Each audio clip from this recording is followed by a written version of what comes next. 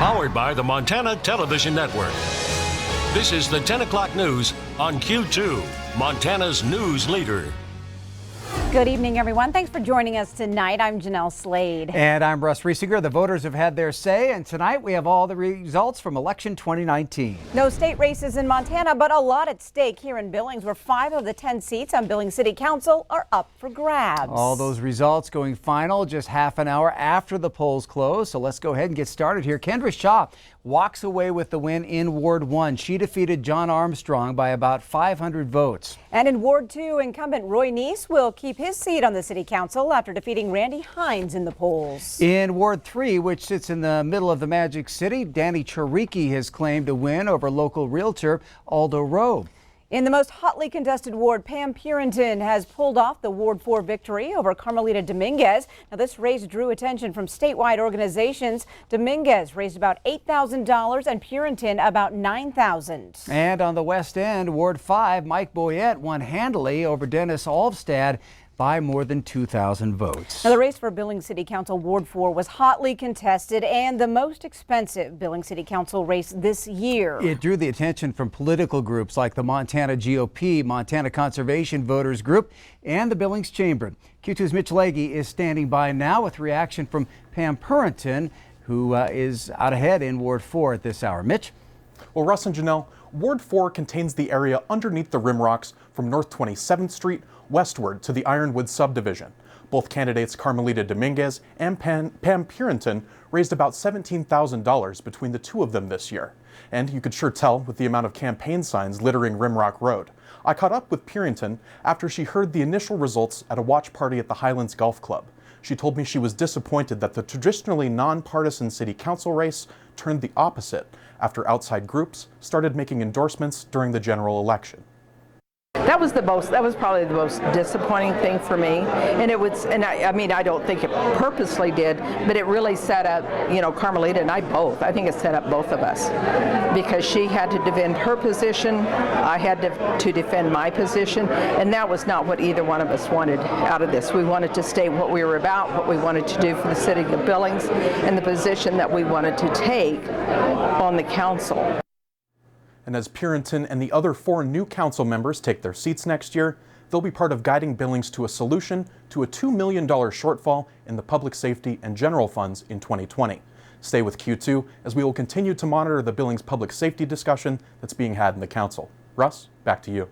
All right, thank you, Mitch. Well, voters in Laurel also had some items on the ballot tonight. The Laurel School District asking voters permission to use $405,000 in already approved levy money to purchase 21.4 acres for further development, and that proposal appearing to pass by just over 100 votes, it looks like. And over in Carbon County, Red Lodge's mayor will keep his position. Mayor William Larson squared off against Ward 2 council member Diane Dimich, but the incumbent comes out on top to maintain mayorship for a second term. Well, some national races for governor and state senate also getting a lot of attention. And that includes a big upset in the Kentucky governor's race. Democrat Andy Beshear appears to have defeated Republican incumbent Matt Bevin, who President Trump just held a rally for last night. Republicans are holding on in Mississippi with the state's current lieutenant governor, Tate Reeves, leading Democrat Attorney General Jim Hood in the governor's race there. And in Virginia, Democrats flipped the state Senate majority to take control of the Senate and the House for the first time in more than 2 decades. Now turning to weather, Q2 Chief Forecaster Bob McGuire. Bob, 50s today and slippery, hard for me to say, slippery streets tomorrow. And slopes, slippery slopes and streets, yes. You said it's snowing already, huh? Yeah, we probably took a later bus what's happening, so now it's starting to move in now. Let me show you what's happening. Doppler radar, look at that. We got it zoomed in here to Yellowstone County. Look at the snow, just all of a sudden popped in there right about 10 o'clock there, so that's what's happening. Pull back a little farther, you can see there's more snow behind that all coming our way. So here's what's going to happen. We still have a winter weather advisory that stays with us now until about 11 a.m. tomorrow morning. Looking for about 1 to 3 inches of snow in the Billings area, but some other places around the state You can see them here up around the mountains, maybe 2 to 5 inches. Up there north of Great Falls, 1 to 3. Up by Cutbank, 2 to 4 inches. 1 to 3 inches of snow expected over Glasgow. And as you'll see, here's the way this thing's going to shake out. The cold front's already gone past us. The snow and ice on the roadways continue to push their way into the region tonight. But this stuff kicks out of here by tomorrow afternoon, and the sunshine starts to return. So we are going to see maybe about 1, possibly 2 inches of snow out of this. But that's about all I think we're going to get. It's just going to zoom in and zoom out pretty quick. Back to you guys.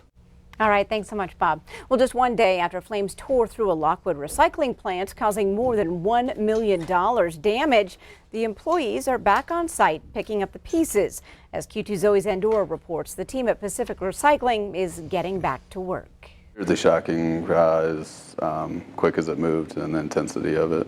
That intensity, a blazing fire that smoked out Lockwood Monday morning, now smothering embers at Pacific Waste and Recycling. A fire that Jason Heath says you prepare for the best you can. Got people in place to where they should have been right away. Just like I said, the intensity of it really uphill battle for us. A fire that caused over $1 million in damage at Pacific Recycling in Lockwood hasn't hindered the business, and according to Jason Heath, he says it shouldn't discourage you from bringing in your materials. Still, get the other parts of that machine online and still keep doing business as usual as far as the other line, but we're working on a plan what we're going to do with the rest of what that facility that burned does for us. What was the building that burned down, and will it affect business for Pacific Waste and Recycling? Our auto shredder sorts non-ferrous materials, so predominantly the one that burned is sorting our aluminums out of that shredder, so everything to do with that sortation process. He says they will just have to work through what to do with the rest of the materials that need sorting out. We did everything we were supposed to. The fire departments were incredible. Their response time was great. They had